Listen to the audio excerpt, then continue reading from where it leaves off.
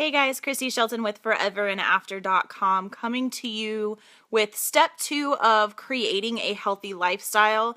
And that step is what I like to call the purge. So basically this step is where you go through your cabinets and your freezers and your refrigerator and you evaluate the quality of the food that you have in your house. You get rid of anything that's going to be a temptation or anything that you know you shouldn't be eating. These are going to be, foods that stop breaks. These are going to be foods that are full of sugar. They're going to be processed foods full of chemicals, things you can't pronounce. Pretty much if you can't pronounce it on the label, you want to try not to eat it.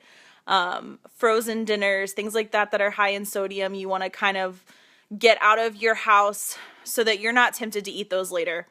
Now, if you're anything like me, when you first decide to make this change, like when I first decided I was going to change my lifestyle and I was going to eat healthier, I thought that it was going to be easier if I made my husband join me, and he was so angry and so bitter.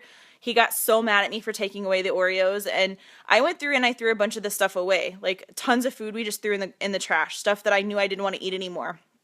So that's one option, is to throw it in the trash. If they're packages of unopened food, you can donate it to any kind of shelter or anything that, donates food to needy families.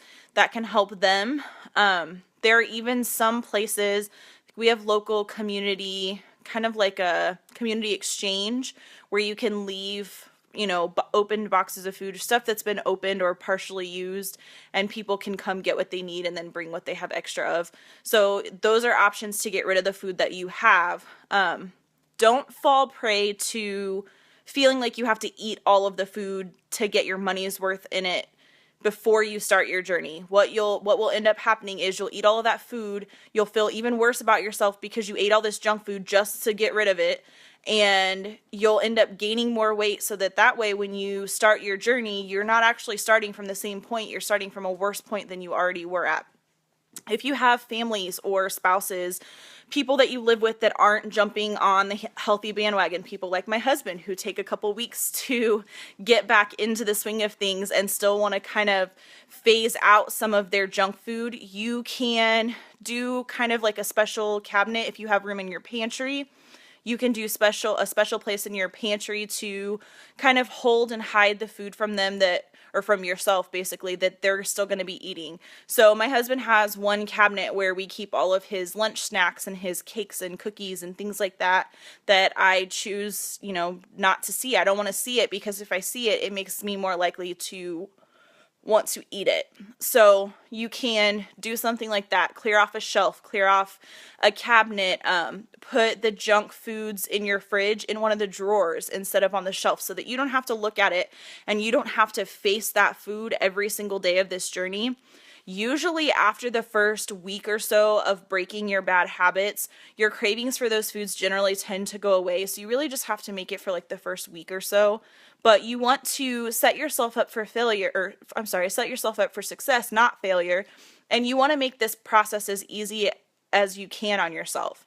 When you go to the grocery store, don't rebuy those foods. If your family is apprehensive at first and doesn't really want change, that's completely normal.